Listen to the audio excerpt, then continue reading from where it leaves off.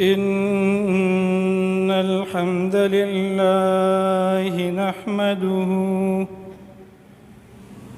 نحمده ونستعينه ونستغفره ونعوذ بالله من شرور أنفسنا ومن سيئات أعمالنا من يهده الله فلا مضل له ومن يضلل فلا هادي له وأشهد أن لا إله إلا الله وحده لا شريك له وأشهد أن محمدًا عبده ورسوله أما بعد فإن أصدق الحديث كتاب الله وخير الهدي هدي محمد صلى الله عليه وسلم وشر الأمور محدثاتها وكل محدثة بدعة وكل بدعة ضلالة وكل ضلالة في النار. أعوذ بالله من الشيطان الرجيم. وسارعوا إلى مغفرة من ربكم وجنة عرضها السماوات والأرض أعدت للمتقين.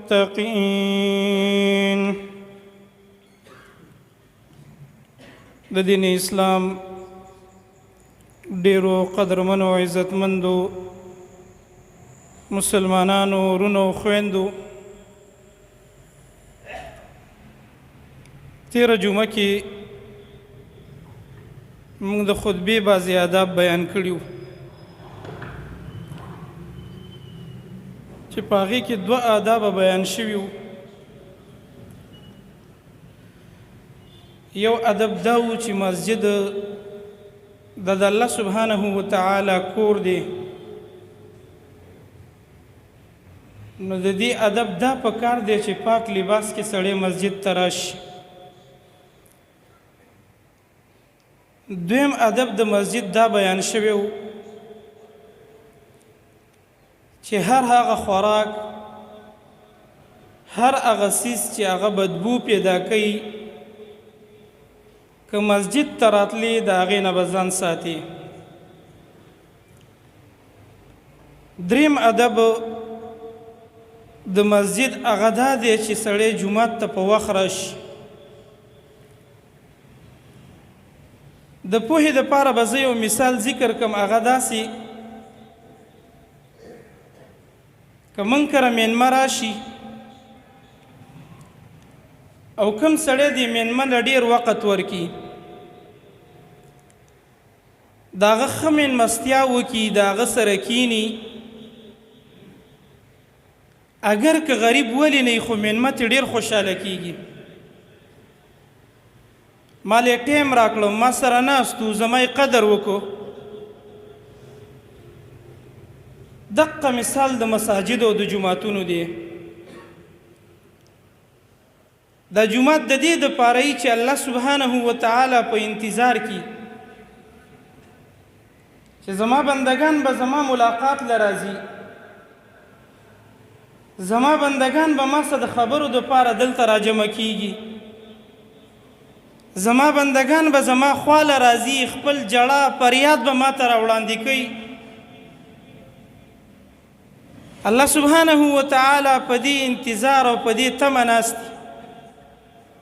خو بندگان مصروفه دي، په دکانونو کې ناست، بندگان مصروفه دي، په کورونو کې ناست. زما محترمو په کومه علاقه کې چې جمعات کې اذان وشي او دا جومات خالی پروتی تش پروتی خلق ناراضي دا د علاقې خلق ټول مشترکه د دې جومات بې عزتي او توهین او ادب خلاف ورزي کوي د جومات دا ادب دی چې جومات ته په وخت سره راځي لږ ټیم به جومات ته ورکې مخکې به راځي قرآن کې الله سبحانه وتعالی فرمایي وسارعوا الى مغفرة من ربكم الله وی تیزی وکي جلتی وکي مخکواله وکي تادی وکي الى مغفرة من ربكم اغه مغفرت ته چې ستاسو د رب د طرف نه تاسو ته راغلی دا آیات اگر چې عام دی هرې نیکۍ ته شامل دی چې سړی به هرې نیکۍ کې منډه وي هرې نیکۍ کې به تادی کوي هرې نیکۍ کې به جلتی کوي خو لیکن د جومات سره بیا ډیر خاص دی ځکه چې مونږ خو اسیم جومات ته راځو مونږ خو اسیم مسلمانان یې منځونه کوو خو که په دې آیات په داسې طریقه عمل وکړو چې یک به مخکې لاړ شم لږ په تادۍ سره به لاړ شم لږ به تکبیر اولا ته ځان ورسوم نو هم د جومات ادب وشو هم په دې آیات عمل رالی دقه شانتې په یو بل آیات کې په سورة الحدید کې الله سبحانه وتعالی فرمایي سابقوا الى مغفرة من ربكم مسابقه وکي یو آیات کې الله وی سارعوا تادی وکي په بل آیات کې الله وی سابقوا الى مغفرة مسابقه وکي مخکواله وکي د یو بل نه مخکې شي سابقو دې ته ویل کېږي چې زه ستا د رالاندې کولو کوشش کوم ته زما د رالاندې کولو کوشش کې چې دا اولنې سب زه ونیسم جومات ته اول زه لاړ شم د اذان شروع کېدلو نه مخکې مخکې زه لاړ شم انس رضی الله تعالی عنه فرمایي وایي د دې آیات تفسیر هم دا دی چې التکبیرة الأولى سابقوا إلى مغفرة من ربكم نه مراد تکبیر اولا ده جومات ته په وخت راتګ دی تکبیر اولا را لاندې کول دي تکبیر اولا ویل کېږي اولنې الله اکبر چې امام یې کوي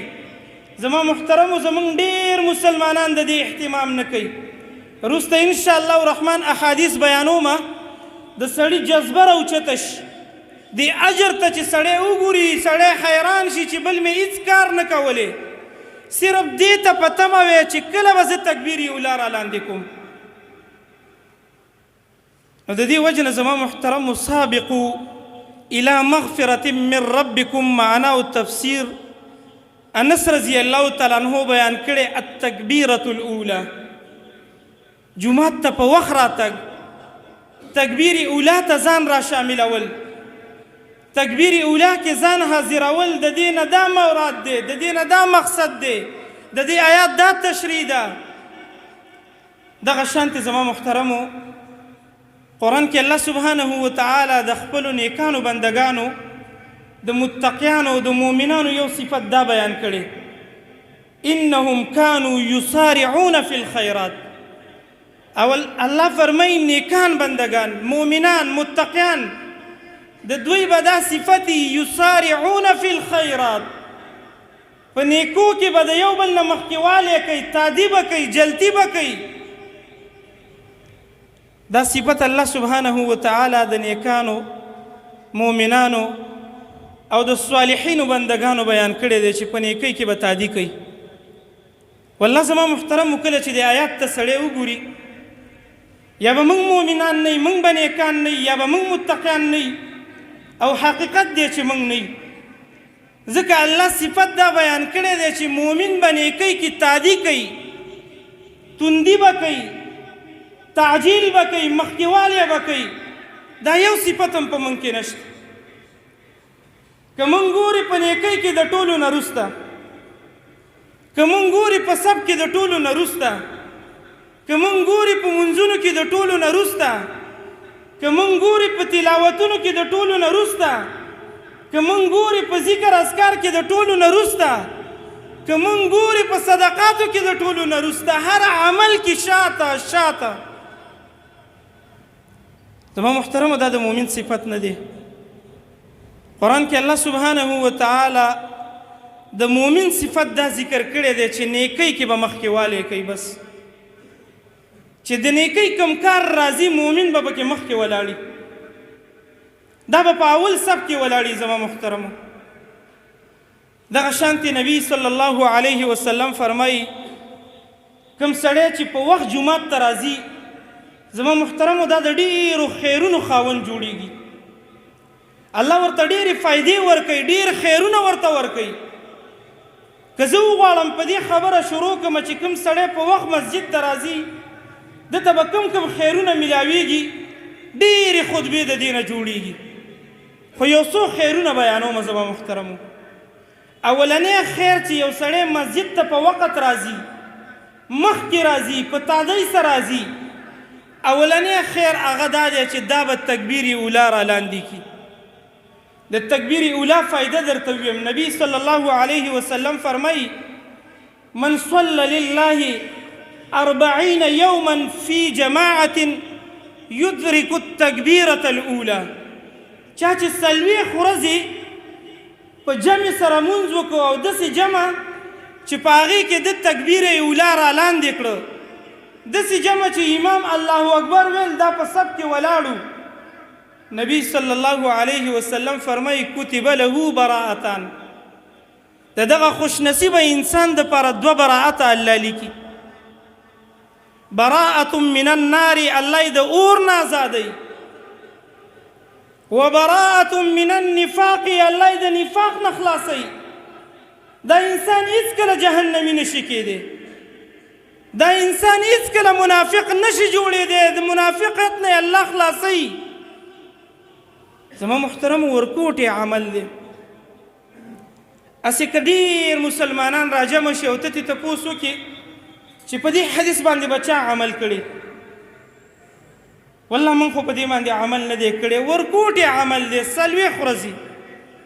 نبی صلی الله علیه وسلم فرمایي 40 ورځې که چا د تکبیر اولا سره جمع وکړه الله ورته 2 عظیم انعامات ورکوي. د اور نه خلاصوي، د منافقت نه بری کوي. دا انسان جهنمی نشي کېدی، دا انسان منافق نشي کېدی. زما محترمو مونږ خو د دې اهتمام هم نه کوو. مونږ خو د دې اهتمام کوو چې اخرنی رکعت دی زه دا خو به رالاندې کړو. والله کله کله سړی سم په ځان باندې ویرېږي چې د هغه منافقت هغه خصلتونه خو به په ما کې نه راغلي. زما محترمو منافقان داسې نه و چې ګینې مونځونه به یې نه کوو. زما او ستا په شان مونځونه یې کړي، سجدې به یې کولې، اوږده اوږده رکعتونه به یې کوو. خو بعضې صفتونه یې الله بیان کړي دي. الله وایي وإذا قاموا إلى الصلاة قاموا كسالى.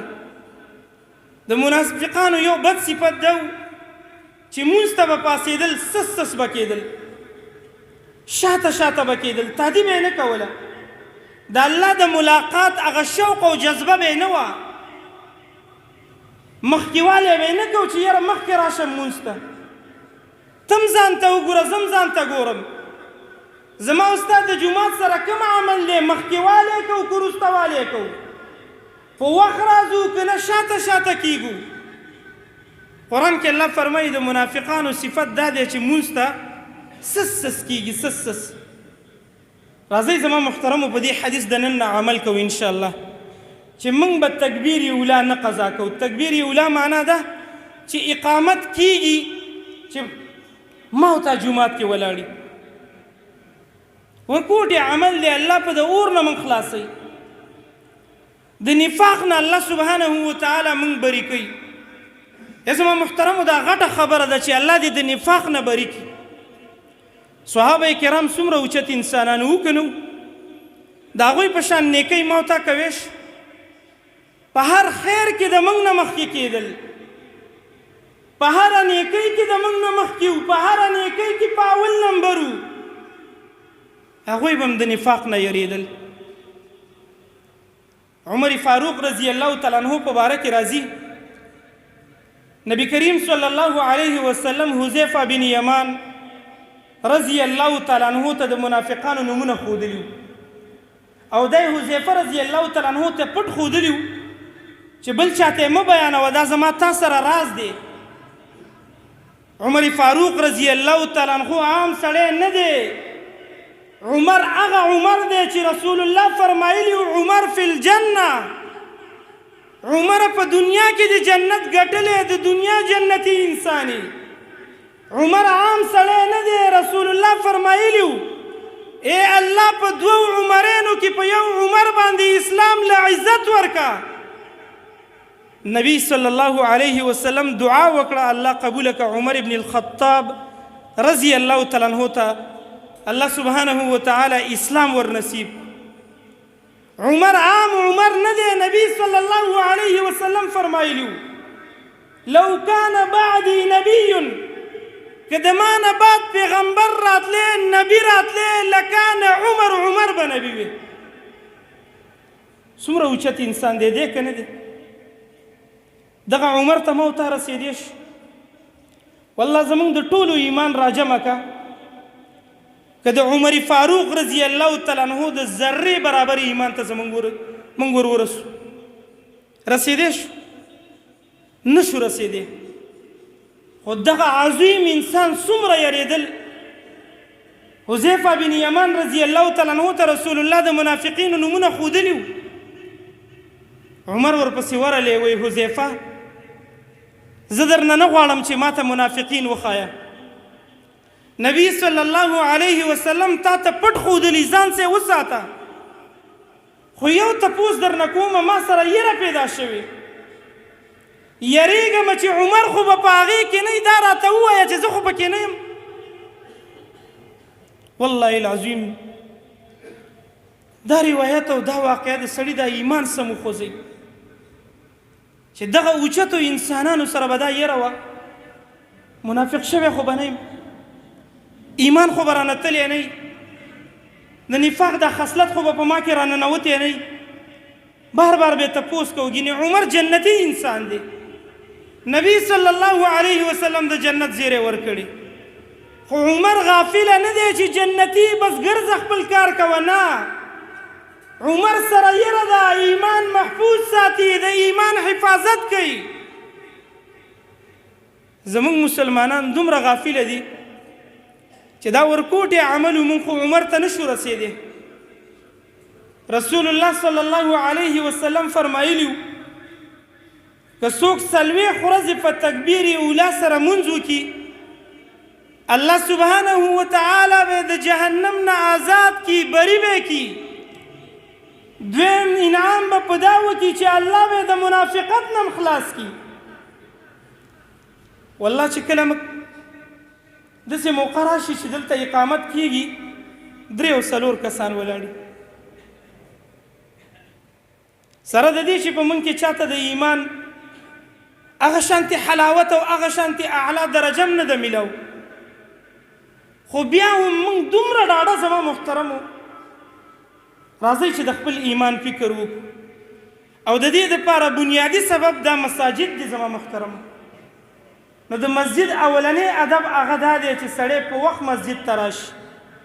د دې به اولنی فایده سی چې ته به تکبیر اولا را لاندې کړي. د تکبیر اولا په وجه باندې الله د اور نه آزاد کړي، د منافقت نه بری کړي.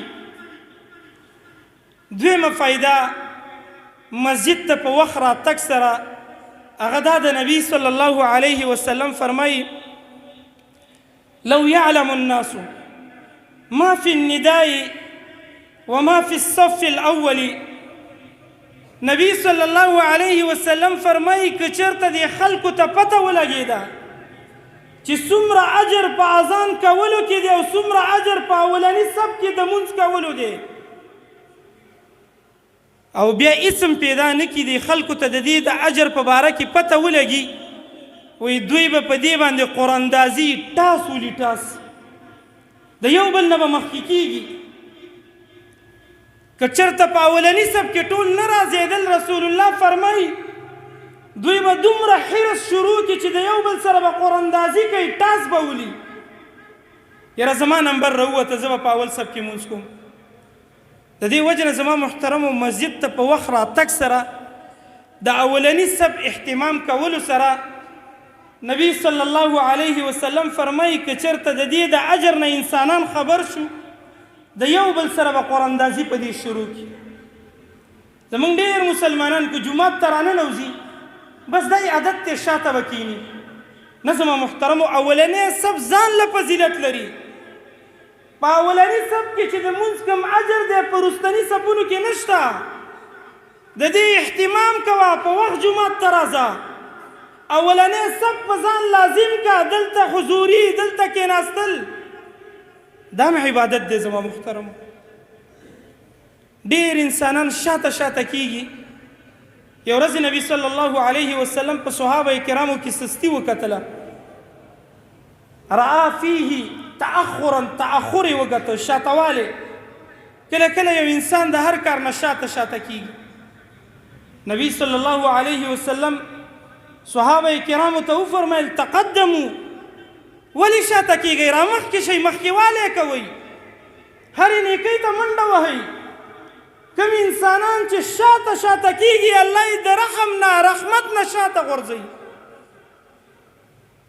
نو د دې وجه نه زما محترمو د اولني صف اهتمام دا ډېر ضروري دی چې ما ورته په دې باندې عمل وکړو درېیمه فایده زما محترمو هغه دا ده چې کوم انسانان مساجدو ته په وخت راځي او جومات د دې ادب خیال ساتي چې په وخت دلته ځان حاضروي نو دته به د دعا موقع ملاویږي نبی صلی الله علیه وسلم فرمایي لا يرد الدعاء بین الاذان والاقامه الله سبحانه وتعالی د اذان او د اقامت ترمنځ چې کوم وخت دی په دغه وخت کې الله دعا نه رد کوي خامخا یې قبلوي